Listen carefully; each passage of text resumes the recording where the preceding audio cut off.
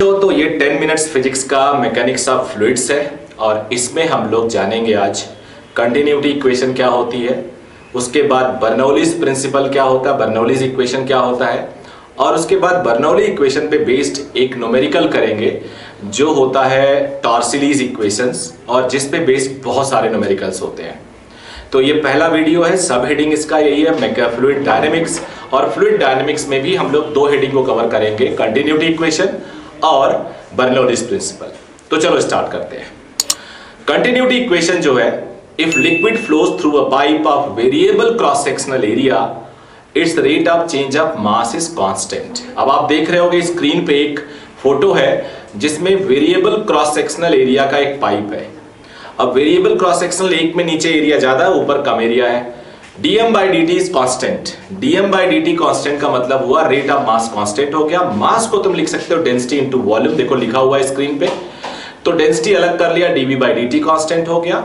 Volume को लिख सकते हो तुम एरिया इनटू dx, ये डायग्राम में भी है, तो a dx by dt constant हो गया।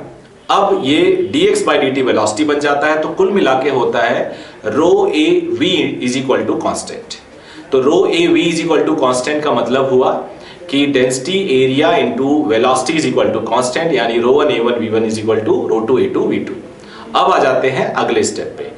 Generally density of the liquid हमेशा कांस्टेंट होता है, लिक्विड को हम आइडियल लेते हैं और यही वाला कंटिन्यूटी इक्वेशन पढ़ाया जाता है। इसमें डेंसिटी अगर कांस्टेंट हो गया तो ए भी कांस्टेंट हो गया, ए एरिया हो गया, वी वॉल्यूम हो गया। अब rate of change of volume constant, rate of change of volume constant का मतलब हुआ D capital V by D T constant. अब D capital V by D T constant, फिर डीवी को तुम ए डी एक्स लिख सकते हो, D X by D T. तो यहां से a1 v1 is equal to a2 v2, और इसे हम डिस्चार्ज ऑफ लिक्विड कहते हैं, कैपिटल क्यू।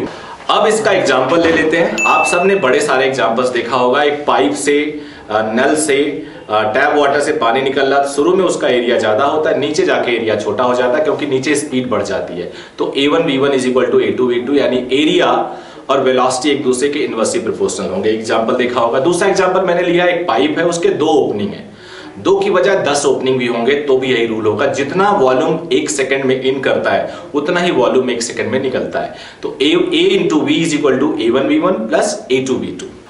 अब आ जाते हैं सीधे सीधे बर्नौलीज थ्योरम पे। Bernoulli's theorem basically energy conservation theorem होता है। अभी तक आप लोग जानते होंगे काइनेटिक एनर्जी और पोटेंशियल एनर्जी, बट लिक्विड्स में एक प्रेशर एनर्जी भी आ जाता है, यानी pressure energy, kinetic energy, potential energy. Screen पे आप देख सकते हो। प्रेशर एनर्जी होता है प्रेशर इनटू वॉल्यूम, जो आप वर्क डन में भी पीडीवी देखते होंगे थर्मोडायनेमिक्स में। Kinetic energy half m v square, potential energy mgh, जैसा कि आप जानते हो एक रेफरेंस से हाइट लेते हैं। अब according to Bernoulli's theorem, energy of liquid remains constant में एनर्जी लिखो pv plus half m v square plus mgh, और इसके बाद मास को हम लोग रो इंटू वी लिखेंगे। तो मैंने यहां पे डायग्राम में आप देख सकते हो लिख दिया है। अगला स्टेप है एनर्जी पर यूनिट वॉल्यूम, यानी energy per unit volume, volume से डिवाइड करेंगे सारी एनर्जीज को। तो इक्वेशन आएगा P plus half rho v square plus rho g h is equal to constant. यहां से आप अच्छे से देख सकते हो कि यहां वॉल्यूम नहीं है, पर यूनिट वॉल्यूम, और सबसे ज्यादा यही यूज होता है। सेकंड आप देखोगे एनर्जी पर यूनिट मास, यानी रो इंटू वी से डिवाइड करके भी हम इक्वेशन लिखते हैं, और ये आया P by rho plus v square by 2 plus g h is equal to constant. तीसरा जो होता है उसमें energy per unit weight, weight यानी न्यूटन, एनर्जी का खुद का यूनिट होता है न्यूटन मीटर यानी जूल। अगर उसको आप न्यूटन से डिवाइड कर दोगे तो मीटर आएगा, यानी यहाँ पे सारी एनर्जी मीटर में आती है, यानी pressure energy P by rho g per unit weight, kinetic energy per unit weight v square by 2g, potential energy per unit weight h हो जाएगा। इन सब एनर्जी को हेड बोला जाता है, हेड मतलब हाइट एक तरह से। प्रेशर एनर्जी हेड की अगर आपसे पूछ लिया जाए कितना होता है, p बाई रो जी।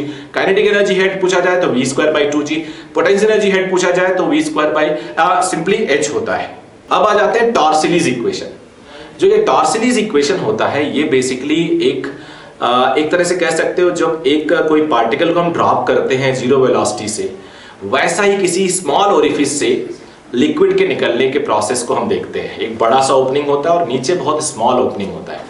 तो यहाँ पे हम पहले कंटिन्यूटी इक्वेशन निकाल लेंगे, उसके थ्रू वेलोसिटी ऑफ इफ्लक्स निकालने की कोशिश करेंगे, और एनर्जी इक्वेशन। तो आप देख सकते हो डायग्राम में एक ओपनिंग बड़ा है, एक ओपनिंग बहुत छोटा है। बड़े वाले ओपनिंग में वेलोसिटी v1 दिखाई, छोटे वाले से v दिखाई, तो v1 हो गया small a upon capital A into we.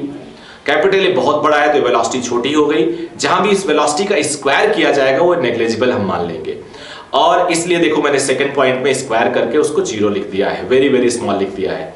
अब applying Bernoulli's equation between 2 points 1 and 2 को मैं रेफरेंस ले रहा हूं, वहीं से मैं हाइट काउंट करूंगा। हाइट उसके ऊपर h माइनस एच है, नीचे स्मॉल h है, टोटल हाइट इसका कैपिटल H है। तो अकॉर्डिंग टू बर्नौलीज प्रिंसिपल ऊपर भी प्रेशर एटमॉस्फेरिक प्रेशर है और यहाँ नीचे 2 पॉइंट पे भी ओपनिंग पे एटमॉस्फेरिक प्रेशर है, तो दोनों जगह प्रेशर सेम है। काइनेटिक एनर्जी हेड देखो हाफ रो v1 स्क्वायर मैंने लिखा है ऊपर पे, और यहाँ हाफ रो v स्क्वायर लिखा है, तो v1 स्क्वायर का 0 हो जाएगा, और पोटेंशियल एनर्जी दूसरे पे मैंने 0 लिखा क्योंकि रेफरेंस है, पहले पे लिखा रो g h माइनस एच। तो यहां से आप सॉल्व कर सकते हो, बहुत ही सिंपल प्रोसेस है, और वेलोसिटी आ जाएगा √2g h माइनस एच। तो ये पूरा का पूरा वेलोसिटी आ गया। अब हम लोग रेंज निकालते हैं। रेंज किसी का भी हॉरिजॉन्टल डिस्प्लेसमेंट होता है, और हॉरिजॉन्टल डिस्प्लेसमेंट निकालते हैं हम equation of Newton equation of second motion जो होता है, सेकंड इक्वेशन ऑफ मोशन जो कहलाता है s = ut + ½ at²। तो वहां पे के लिए टाइम चाहिए। अब टाइम निकालने के लिए भी आप सेकंड इक्वेशन यूज करो, लेकिन वर्टिकल मोशन डिस्प्लेसमेंट -h है जहां से स्टार्ट हो रहा है, वर्टिकल इनिशियल वेलोसिटी 0 है, acceleration due to gravity -g। तो देखो मैंने इक्वेशन लिखा -h = -12gt²। टाइम आ जाता है √2h/g, और ये वही टाइम है जितने में एक बॉल को ड्रॉप करते हुए हाइट पे आता है। यानी एक बॉल को हॉरिजॉन्टल फेंको, ड्रॉप करो, सेम हाइट पे अगर दोनों है तो सेम टाइम लेंगे, विच इज √2h/g। उसके बाद फिर सेकंड इक्वेशन लगाएंगे रेंज निकालने के लिए। इसमें हॉरिजॉन्टल एक्सेलरेशन 0 होगा, देखो मैंने लिखा है x डायरेक्शन मोशन, तो r = vt आएगा, v है √2g capital h minus h, time है √2h/g। इक्वेशन आप देख सकते हो यहाँ पे स्मॉल g कैंसिल हो जाएगा, नीचे ऊपर 2 दो रूट के अंदर वहां भी है यहाँ भी है तो बाहर आ जाएगा, और रेंज बेटा आ जाएगा 2√h h माइनस h, जैसा कि आप स्क्रीन पे देख रहे हैं। फिर मैंने स्क्रीन पे 2 डायग्राम बनाए हैं, एक में नीचे से h पे हाइट किया जैसा अभी हमने सॉल्व किया, और एक ऊपर से h पे हाइट हमने हाइट निकाला, हाइट पे होल किया। दोनों में डिफरेंस क्या है? देखो वेलोसिटी ऑफ इफ्लक्स उस ओपनिंग से ऊपर की हाइट पे डिपेंड करती है, तो पहले में यह है √2g h माइनस h, दूसरे में वो है √2g h। Time of flight नीचे वाली हाइट पे डिपेंड करती है, तो पहले में यह है √2h/g और दूसरे में है √2h माइनस h/g। रेंज दोनों के प्रोडक्ट पे डिपेंड करता है, तो रेंज दोनों में सेम आया, इसलिए देख सकते हो ऊपर भी वही है, नीचे मतलब ऊपर से h हाइट पे या नीचे से h हाइट पे करते हैं तो रेंज सेम आता है। अब मैक्सिमम रेंज करना हो अगर आपको, तो एक तो बहुत मैथमेटिकल इक्वेशन होता है कि आप डिफरेंशिएट करके 0 करो h की टर्म में, वो आप कर सकते हो, तो वहां से यू विल गेट 0। और दूसरा तरीका होता है जब जिन दो प्रोडक्ट का मैक्सिमम आपको करना है वैल्यू, उन दोनों का अगर सम कांस्टेंट हो तो दोनों का प्रोडक्ट बराबर जब होता है, दोनों की वैल्यू जब बराबर होती है तो मैक्सिमम होता है। ऐसा मैंने बेसिक मैथमेटिक्स में कई बार बताया है।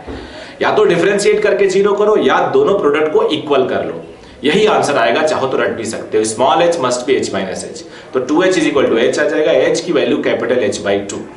अब इस h की वैल्यू कैपिटल h/2 रखो इक्वेशन में, तो मैक्सिमम रेंज मिलेगा जो हाइट के बराबर होगा। तो डायग्राम में भी देख सकते हो 2 होल नीचे और ऊपर दोनों एज पे बने हैं, दोनों का रेंज सेम जा रहा है, एक बीच में होल बना उसका रेंज मैक्सिमम जा रहा है। तो ये पूरा वीडियो 10 मिनट के अंदर आ गया। अब इस पे बेस्ड एक मैंने वीडियो बनाया है जिसमें न्यूमेरिकल्स को कवर कर रहा हूँ, फिर एक और वीडियो में बना रहा हूँ जिसमें मैं बेंचुरीमीटर को एक बार एक्सप्लेन करूंगा 10 मिनट के अंदर। फिर ये फ्लूइड डायनेमिक्स खत्म हो जाएगा और इसके बाद सरफेस टेंशन, विस्कोसिटी और फ्लूइड स्टैटिक पे वीडियो बनाऊंगा। आई होप अगर आपको अच्छा लगे तो लाइक जरूर करना, सब्सक्राइब करना, दोस्तों को बताना, इस पूरे सीरीज को आगे बढ़ाना डेफिनेटली आपको हेल्प करेगा। ज़्यादा डिटेल चाहिए तो डिस्क्रिप्शन में दिया हुआ है वीडियो। Thank you.